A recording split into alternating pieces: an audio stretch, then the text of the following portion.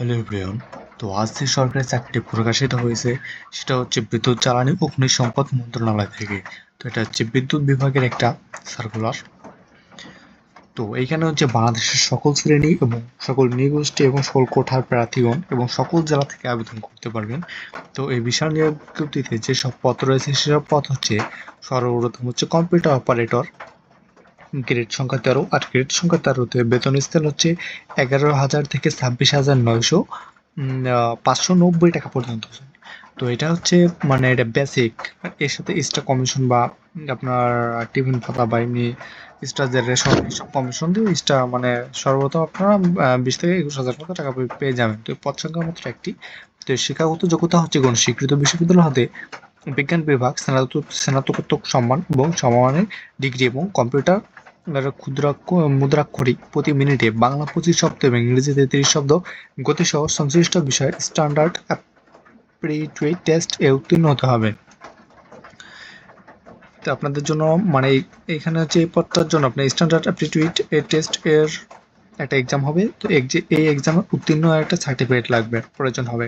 তবে দ্বিতীয়ত হচ্ছে 60 মুদ্রাক্ষরিক কম্পিউটার অপারেটর, গ্রেড সংখ্যা 13। এর পদ সংখ্যা আছে 6টি। তো এখানে হচ্ছে শিক্ষাগত যোগ্যতা লাগবে কোনো স্বীকৃত বিশ্ববিদ্যালয় হতে স্নাতক বা সমমান ডিগ্রি অর্জন করতে হবে, কম্পিউটার প্রশিক্ষণ প্রাপ্ত হতে হবে, ষাটলিপিতে সর্বনিম্ন গতি প্রতি মিনিটে বাংলায় 45 শব্দ এবং ইংরেজিতে 70 শব্দ। আর কম্পিউটার মুদ্রাক্ষরে সর্বনিম্ন গতি মানে কম্পিউটার টাইপে মানে কার কত স্পিড সর্বোচ্চ গতি থাকতে হবে, বাংলায় 25 আর ইংরেজিতে 30 থাকতে হবে। আর কম্পিউটার ওয়ার্ড প্রসেসিং সহ ইমেইল, ট্যাক্স এবং ফ্যাক্স পরিচালনার দক্ষতা বা অভিজ্ঞতা অর্জন করতে হবে।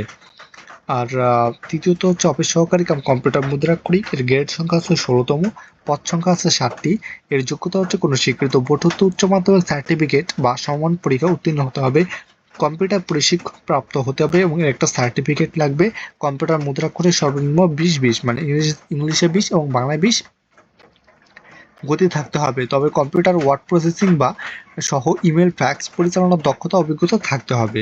আর 4 হচ্ছে অফিস সহায়ক, গ্রেড হচ্ছে 20তম, এর পদ সংখ্যা আছে 20টি। কোন স্বীকৃত বোর্ড হইতে মাধ্যমিক মানে যারা এসএসসি কমপ্লিট করছেন বা মেট্রিক কমপ্লিট করছেন, উত্তীর্ণ করছেন, তারা এখানে আবেদন করতে পারবেন।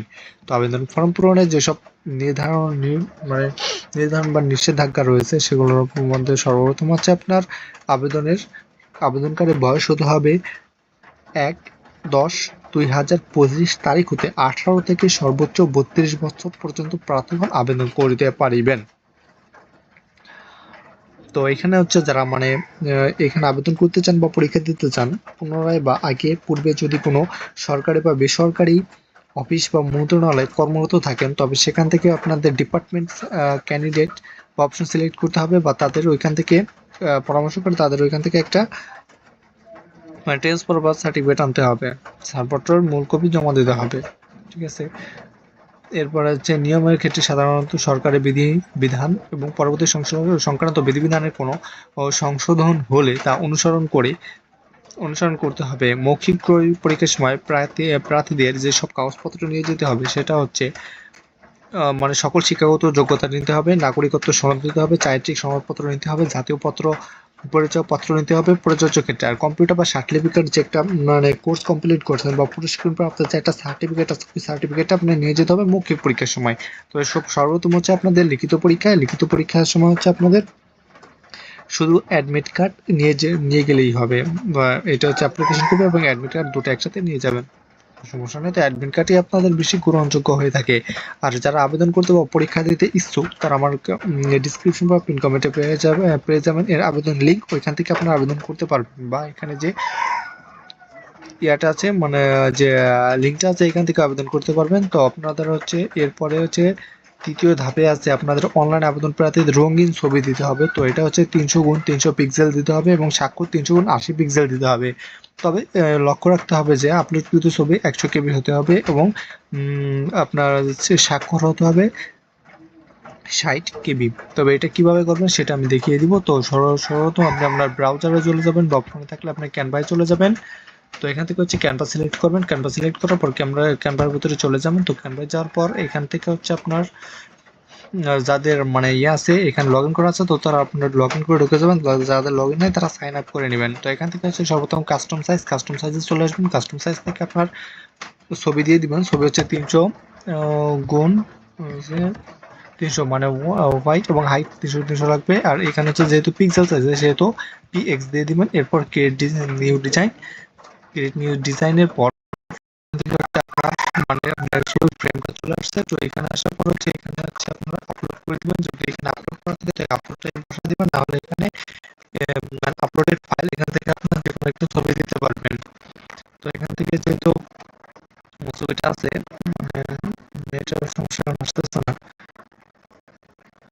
তো ছবিটা হচ্ছে এই যে, তো এটা হচ্ছে এই কোণার দিকে নিয়ে এটা ধরে একদম টেনে করে দিবেন। ওকে ডান।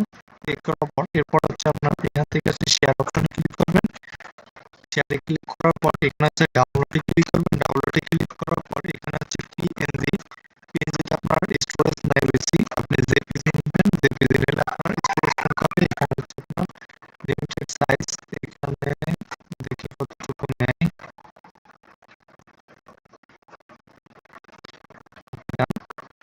আমারটা হচ্ছে কয়েক কেবি নিচ্ছে, আমার একটা হচ্ছে 10 কেবি নিচ্ছে, এখানে হচ্ছে 100 কেবি, সমস্যা নেই। এখান থেকে সহজে করে নিতে পারবেন। এখান থেকে আপনাদের কেবিও কমবে।